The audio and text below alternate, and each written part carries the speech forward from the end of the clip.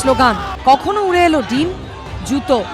বিধানসভা ভোটের ফল প্রকাশের ২৬ দিনের মাথায় সোনারপুরে নিহত তৃণমূল কর্মী সঞ্জু কর্মকারের বাড়িতে এসে তুমুল বিক্ষোভের মুখে পড়লেন তৃণমূলের সর্বভারতীয় সাধারণ সম্পাদক অভিষেক বন্দ্যোপাধ্যায়।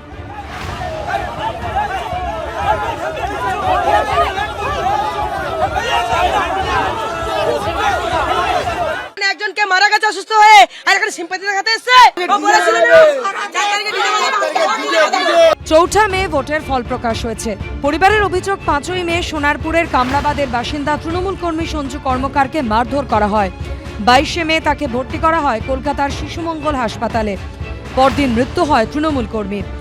৫ তারিখে সন্ধ্যাবেলা ও বেরোয় বাড়ি থেকে, ওকে পুরো রক্তাক্ত অবস্থায় বাড়িতে দিয়ে গেছিল। এটা দায়িত্ব পুলিশের খুঁজে বার করা। এই ঘটনায় ভোট পরবর্তী হিংসার অভিযোগ তোলে তৃণমূল। শনিবার তৃণমূল কর্মীর বাড়িতে যাওয়ার পথেই বিক্ষোভের মুখে পড়েন তৃণমূলের সর্বভারতীয় সাধারণ সম্পাদক। এরপর কোনো রকমে নিহতের বাড়িতে পৌঁছন তিনি।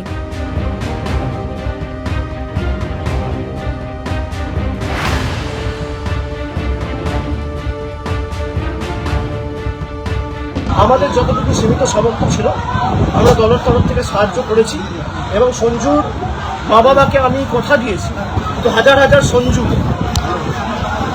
তার বাবা মার পাশে তার ছেলের মতো আগামী দিন দাঁড়াবে, যাতে তাদের কোনো কষ্ট না হয়।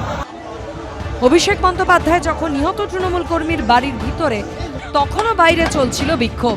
উজ্জ্বল মুখোপাধ্যায়, রঞ্জিত হালদারের রিপোর্ট, এবিপি আনন্দ।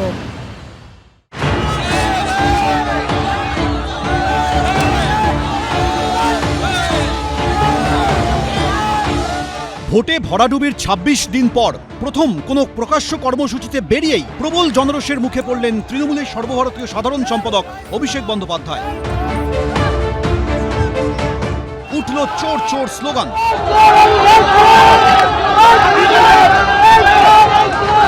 অভিষেক বন্দ্যোপাধ্যায়ের গায়ে ছোড়া হলো ডিম, উড়ে এলো জুতো, হেলমেট পরেও রক্ষা পেলেন না, রীতিমতো ধস্তাধস্তির মধ্যে পড়লেন। টান পড়ল জামার কলারে, মাথায় পড়ল চাটি ঘুষি, ছিঁড়ে দেওয়া হলো জামা, ছোড়া হলো কাদা। আমাদের ঘর চালা করেছিস তুই, তোর সময় হয়ে গেছে। শনিবার এভাবেই অভিষেক বন্দ্যোপাধ্যায়কে ঘিরে আছড়ে পড়ল জনরোষ। কালীঘাট থেকে সোনারপুর যাওয়ার কামালগাজী মোড়ে প্রথমে বিক্ষোভের মুখে পড়েন অভিষেক বন্দ্যোপাধ্যায়। তার গাড়ি ঘিরে চোর চোর স্লোগান দেন বিক্ষোভকারীরা। এরপর রাজপুর সোনারপুর পুরসভার ৯ নম্বর ওয়ার্ডের কামরাবাদ এলাকায় গাড়ি থেকে নেমে দলীয় এক কর্মীর বাইকে ওঠেন তৃণমূলের সর্বভারতীয় সাধারণ সম্পাদক। আর তখনই অভিষেক বন্দ্যোপাধ্যায়কে সামনে দেখে ক্ষোভে ফেটে পড়েন এলাকাবাসী। শুরু হয় টানা হ্যাচড়া। বাইক থেকে কার্যত পড়েও যান তিনি। এই বাইকেই চলেছিলেন অভিষেক বন্দ্যোপাধ্যায় তার দলের এক কর্মীর সঙ্গে। ঠিক এখানেই কিন্তু যে আক্রান্তর বাড়িতে যাচ্ছিলেন, সেখানে কিন্তু রীতিমতো তাকে লক্ষ্য করে ডিম ছোড়া হয়। তোমাকে দেখাবো, তুমি দেখতে পাচ্ছ সেই ডিমের টুকরো পড়ে রয়েছে।